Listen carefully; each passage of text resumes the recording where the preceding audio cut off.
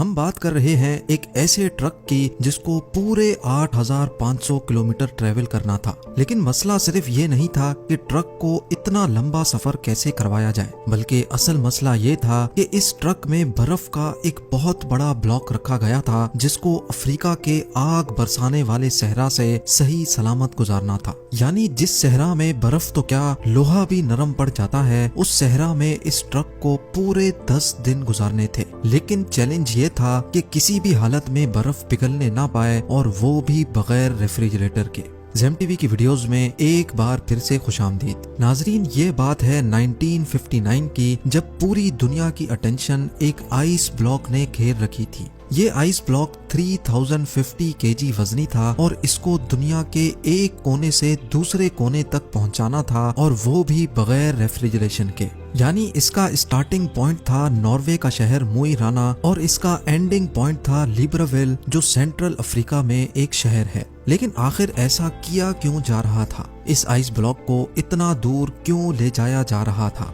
असल में ये मामला शुरू हुआ था एक साल पहले, यानी 1958 में। लग्जमबर्ग यूरोप का एक मुल्क है जहां से एक बहुत फेमस रेडियो स्टेशन चलाया जाता था। ये ब्रॉडकास्ट रेडियो लग्जमबर्ग के नाम से पूरी दुनिया में फेमस थी। इस रेडियो स्टेशन की तरफ से सारे सुनने वालों के लिए एक अनोखा चैलेंज रखा गया, और वो चैलेंज ये था कि अगर कोई भी आदमी 3 टन वजनी आइस ब्लॉक को आर्कटिक रीजन से अफ्रीका तक लेकर जाएगा तो उसको एक बहुत भारी इनाम दिया जाएगा। रेडियो लग्जमबर्ग की तरफ से ये डिसाइड किया गया था कि हर किलोग्राम आइस के बदले में 1 लाख फ्रांसिस दिए जाएंगे, जो आज के दौर में $16,000 बनते हैं। हर 1 केजी के $16,000 यानी 3 टन वजनी आइस ब्लॉक के $48 मिलियन बनते हैं, जो वाकई एक बहुत बड़ी रकम है।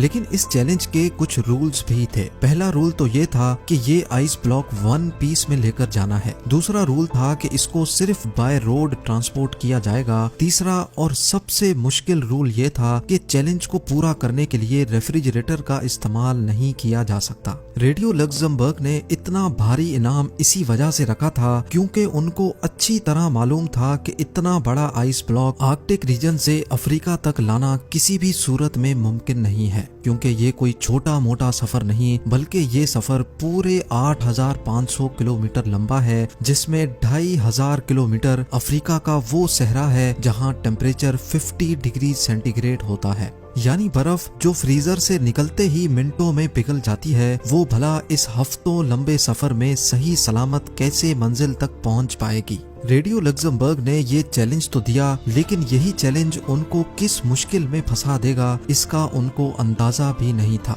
ये चैलेंज रेडियो पर ब्रॉडकास्ट होने के कई महीनों तक किसी ने भी आगे बढ़ने की हिम्मत नहीं की। लेकिन फिर बर्गर नाटवीक नामी एक शख्स ने ऐलान किया कि वो ये चैलेंज कबूल करने को तैयार है। बर्गर नाटवीक, जो कि नॉर्वे में एक इंसुलेशन कंपनी ग्लास फॉर्ट का मैनेजिंग डायरेक्टर था, उसका मानना था कि उसकी कंपनी जो इंसुलेशन मटेरियल बनाती है उसको इस्तेमाल करके ये चैलेंज आसानी से पूरा किया जा सकता है। अगर बर्गर नाटवीक ये चैलेंज पूरा करने में कामयाब हो गया तो वो अपनी कंपनी ग्लास फॉर्ट और उसके एम्प्लॉयज के लिए काफी सारी दौलत इकट्ठी कर सकेगा।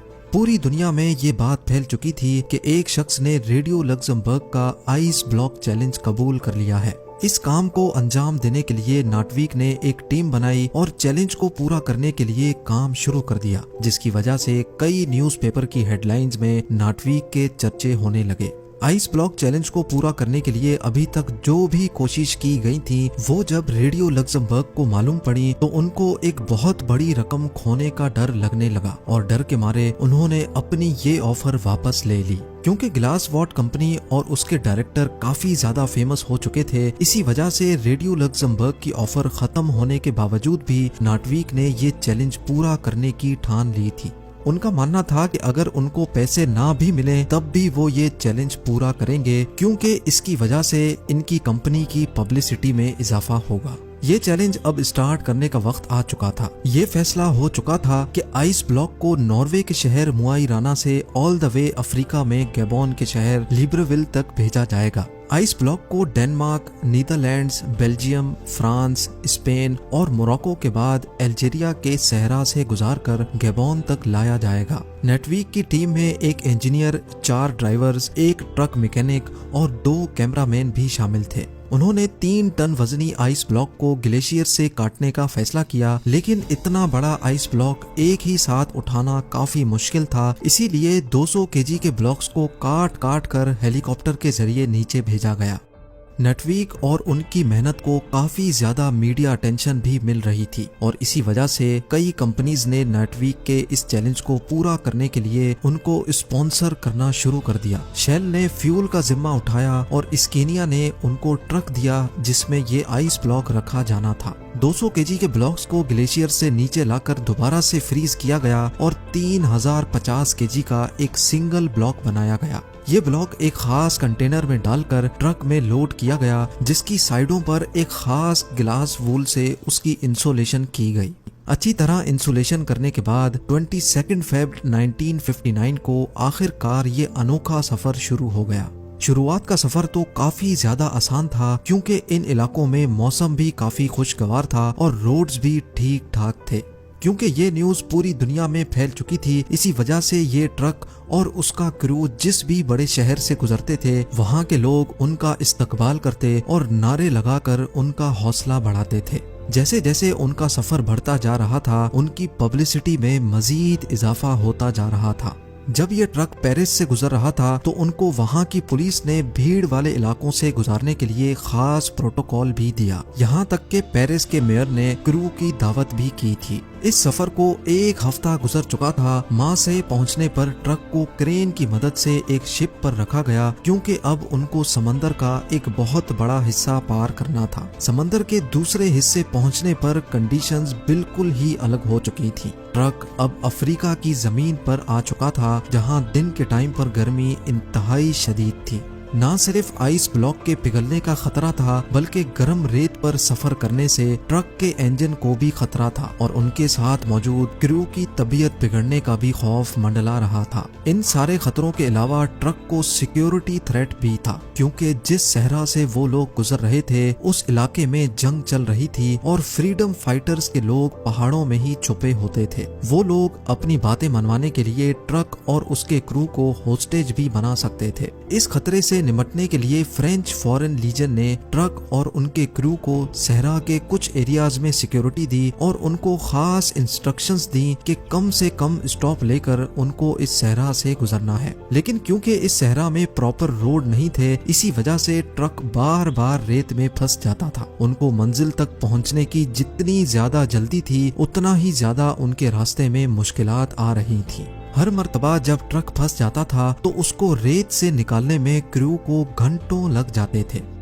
दुनिया के सबसे महंगे आइस ब्लॉक को ट्रांसपोर्ट करने का ये मिशन अब इनके गले में आ चुका था। एक तरफ फ्रीडम फाइटर्स का खौफ था तो दूसरी तरफ गर्मी ने क्रू की हालत बिगाड़ कर रखी थी और सोने पे सुहागा इस गर्मी ने ट्रक के अंदर मौजूद आइस ब्लॉक को मेल्ट करना शुरू कर दिया था। अगर क्रू यहाँ फंस गया तो ना ही उनका मिशन पूरा हो सकेगा और ना ही हजारों मील दूर से निकाली गई बर्फ बच सकेगी। सहरा से गुजरने वाले मुसाफिरों के जानवरों को उन्होंने पिघलने वाली बर्फ का पानी भी पिलाया, जो कि असल में दुनिया का सबसे महंगा तरीन पानी था। कई रातें उन्होंने रेत पर ही स्लीपिंग बैग बिछाकर गुजारी और आहिस्ता आहिस्ता मुश्किलात को फेस करते मंजिल की तरफ बढ़ते गए।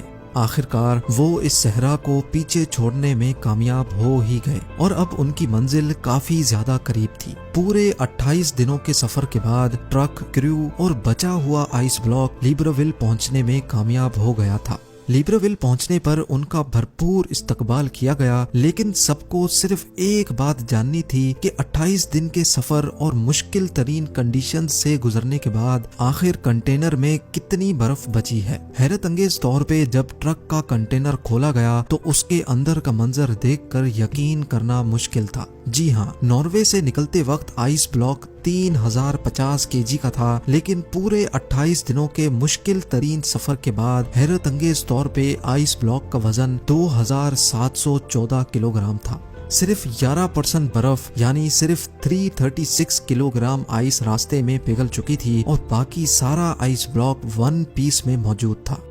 बेशक रेडियो लक्समबर्ग अपनी ऑफर से पीछे हट चुका था, लेकिन फिर भी ये चैलेंज पूरी तरह से कामयाब हुआ और ये बर्फ तोड़कर गैबोन के लोगों में डिस्ट्रीब्यूट की गई, जिन्होंने आज से पहले कभी भी बर्फ नहीं देखी थी। नाटवीक और उनकी कंपनी को कोई कैश रिवॉर्ड उस वक्त तो नहीं मिला, लेकिन इस पब्लिसिटी ने उनकी कंपनी की सेल्स पर 4 चांद लगा दिए थे। ग्लास वॉट आज भी ग्लावा के नाम से इंसुलेशन मटेरियल बनाती है और 1959 के बाद से इनकी पॉपुलैरिटी में मजीद इजाफा ही होता जा रहा है। उम्मीद है जेम टीवी की ये वीडियो भी आप लोग भरपूर लाइक और शेयर करेंगे। आप लोगों के प्यार भरे कमेंट्स का बेहद शुक्रिया। मिलते हैं अगली शानदार वीडियो में।